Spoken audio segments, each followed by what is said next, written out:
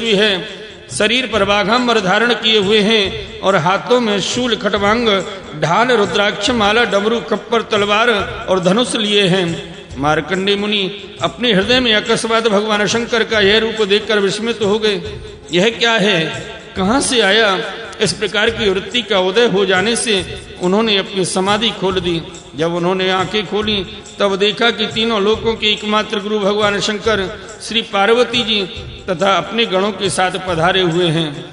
उन्होंने उनकी चरणों में माथा टेककर प्रणाम किया। तदंतर मार्कंडेय मुनि ने स्वागत आसन, पाते, अर्ध, गंध, पुष्प माला, धूप और दीप आदि उपचारों से भगवान शंकर, भगवती पार्वती और उनकी गणों की पूजा की। इसके पश्चात मार्कंडेय मुनि उनसे कहने लगे, सर्वव्यापक और सर्वशक्तिमान प्रभु, आप अपनी आत्मानुभूति और महिमा से ही पूर्ण काम है आपकी शांति और मुख से ही सारे जगत में सुख शांति का विस्तार हो रहा है। ऐसी अवस्था में आपकी क्या सेवा करूं? मैं आपके त्रिगुणातीत सदाशिव स्वरूप को और सद्गुण से युक्त शांत स्वरूप को नमस्कार करता हूँ। मैं आपके रजोगुण युक्त सर्व प्रवर्तक स्वरूप एवं तमोगुण युक्त अघोर रूप को नमस्कार करता हूँ। सूति जी कहते हैं, सौनक जी, जब मार्कंडेय मुनि ने संतों के परम आश्रय देवादिदेव भगवान शंकर की इस प्रकार स्तुति की तब वे उन पर अत्यंत संतुष्ट हुए और बड़ी प्रसन्न चित्त से हंसते हुए कहने लगे। भगवान शंकर ने कहा, मार्कंडेय जी, ब्रह्मा, विष्णु तथा मैं इन तीनों ही वरदाताओं के स्वामी हैं। हम लोगों का दर्शन कभी व्यर्थ नहीं जाता। हम लोगों से ही मरणशील मनुष्य भी अमृतत्व की प्राप्ति कर लेता है। इसलिए तुम्हारी जो इच्छा हो वही वर मुझसे मांग लो। ब्राह्मण स्वभाव से ही परोपकारी, शांत चित्त एवं अनासक्त होते हैं। वे किसी के साथ बैरभाव नहीं रखते और समदर्शी होने पर भी प्राणियों का कष्ट देखकर उसके निवारण के लिए पूरे हृदय से जुट जाते हैं। उनकी सबसे बड़ी विशेषता तो यह होती है कि वे हमारे अनन्य प्रेमी एवं भक्त होते हैं। सारे लोक और लोकपाल ऐसे ब्राह्मणों की वंदना, पूजा और उपासना किया करते हैं। केवल वे ही क्यों, मैं भगवान ब्रह्मा तथा स्वयं साक्षात ईश्वर विष्णु भी उनकी सेवा में संलग्न रहते हैं। ऐसे शांत महापुरुष मुझ में, विष्णु भगवान में, ब्रह्मा में, अपने में और सब जीवों में अणुमात्र भी भेद नहीं देखते। सदा सर्वदा सर्वत्र और सर्वथा एक रस आत्मा का ही दर्शन करते हैं। इसलिए हम तुम्हारे जैसे महात्माओं की स्तुति और सेवा करते हैं। मार्कंडेय जी, केवल जलमय तीर्थ ही तीर्थ नहीं होते तथा केवल जड़ मूर्तियां ही देवता नहीं होती। सबसे पहले बड़े तीर्थ और देवता तो तुम्हारे जैसे संत हैं, क्योंकि वे तीर्थ और देवता बहुत दिनों में पवित्र करते हैं, परंतु तुम लोग दर्शन मात्र से ही पवित्र कर देते हैं। हम लोग तो ब्राह्मणों को ही नमस्कार करते हैं, क्योंकि वे चित्त की एकाग्रता, तपस्या, स्वाध्याय, धारणा, ध्यान और समाधि के द्वारा हमारे वेद में शरीर को धारण करते हैं। हे मार्कंडेय जी, बड़े बड़े महापापी और अत्यंत भी तुम्हारे जैसे महापुरुषों के चरित्र श्रवण और दर्शन से ही शुद्ध हो जाते हैं। फिर भी तुम लोगों के संभाषण और सहवास आदि से शुद्ध हो जाएं, इसमें तो कहना ही क्या है।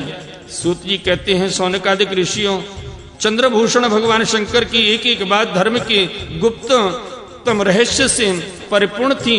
उसके एक एक अक्षर में अमृत का समुद्र भरा हुआ था। मार्कंडेय मुनि अपने कानों के द्वारा पूरी तन्मयता के साथ उसका पान करते रहे, परंतु उन्हें तृप्ति ना हुई। वे चिरकाल तक विष्णु भगवान की माया से भटक चुके थे और बहुत थके हुए भी थे। भगवान शिव की कल्याणी वाणी का अमृत पान करने से उनके सारे क्लेश नष्ट हो गए। उन्होंने भगवान शंकर से इस प्रकार कहा। मार्कंडेय जी ने कहा, सचमुच सर्वशक्तिमान भगवान की यह लीला सभी प्राणियों की समझ के परे है। भला देखो तो सही, ये सारे जगत के स्वामी होकर भी अपने अधीन रहने वाले मेरे जैसे जीवों की वंदना और स्तुति करते हैं। धर्म के प्रवचनकार प्राय प्राणियों को धर्म का रहस्य और स्वरूप समझाने के लिए उसका आचरण और अनुमोदन करते हैं, तथा कोई धर्म का आचरण करता है तो उसकी प्रशंसा भी करते हैं। जैसी जादूगर अनेकों खेल दिखलाता है और उन खेलों से उसकी प्रभाव में कोई अंतर नहीं पड़ता, वैसे ही आप अपनी स्वजन मोहनी माया की वृत्तियों को स्वीकार करके किसी की वंदना, स्तुति आदि करते हैं तो केवल एक काम के द्वारा आपकी महिमा में कोई त्रुटि नहीं आती। आपने स्वप्न दृष्टा के समान अपने मन से ही संपूर्ण विश्व की सृष्टि की है और इसमें स्वयं प्रवेश करके कर्ता न होने पर भी कर्म करने वाले गुणों के द्वारा कर्ता के समान प्रतीत होते हैं। हे भगवान, आप त्रिगुण स्वरूप होने पर भी उनके परे उनकी आत्मा के रूप में स्थित हैं। आप ही समस्त ज्ञान के मूल केवल अद्वितीय ब्रह्म स्वरूप हैं। मैं आपको नमस्कार करता हूँ। हे अनंत, आपके श्रेष्ठ दर्शन से बढ़कर ऐसी कौन सी वस्तु है जिसे मैं वरदान के रूप में मांगूं। मनुष्य आपके दर्शन से ही पूर्ण काम और सत्य संकल्प हो जाता है। आप स्वयं तो पूर्ण हैं ही, अपने भक्तों की भी समस्त कामनाओं को पूर्ण करने वाले हैं।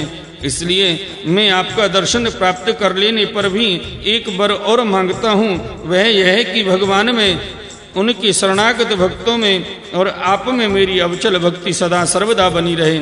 सूत जी कहते हैं, शौनक जी, जब मार्कंडेय मुनि ने सुमधुर वाणी से इस प्रकार भगवान शंकर की स्तुति और पूजा की, तब उन्होंने भगवती पार्वती की प्रसाद प्रेरणा से यह बात कही, हे महर्षि, तुम्हारी सारी कामनाएं पूर्ण हो, इंद्रियातीत परमात्मा में तुम्हारी अनन्य भक्ति सदा सर्वदा बनी रहे, कल्प पर्यंत तुम्हारा पवित्र यश फैले और तुम अजर एवं अमर हो जाओ।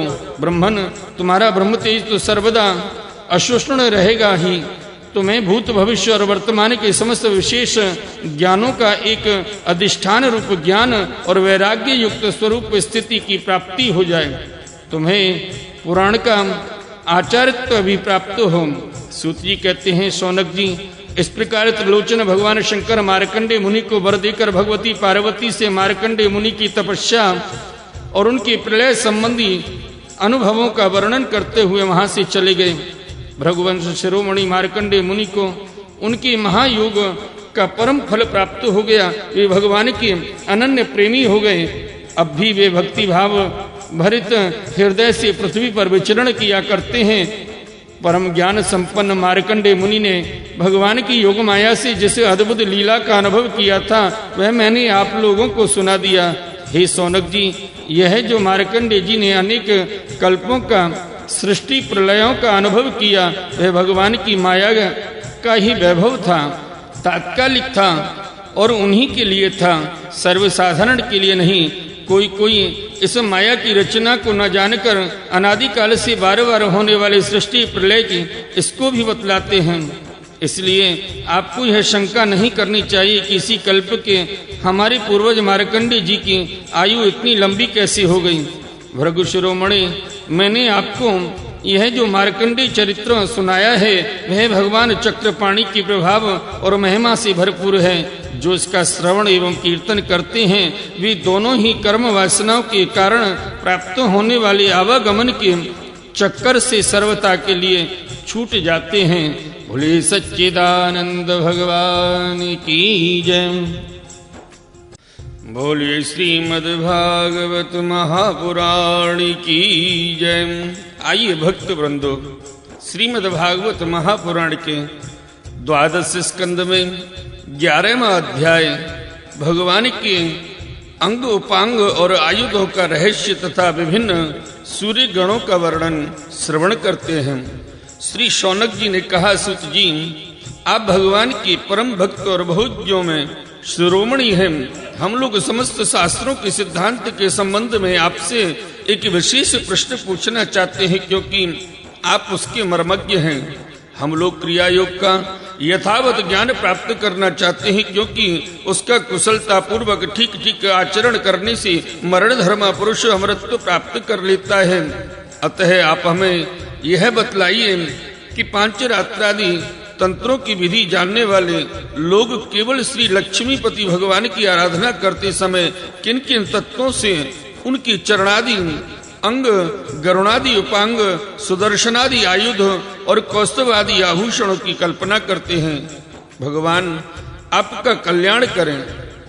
सूत जी ने कहा, शौनक जी, ब्रह्मादि आचार्यों ने, वेदों ने और पांचरात्रादि तंत्र ग्रंथों ने विष्णु भगवान की जिन विभूतियों का वर्णन किया है, मैं श्री गुरुदेव के चरणों में नमस्कार करके आप लोगों को वही सुनाता हूँ।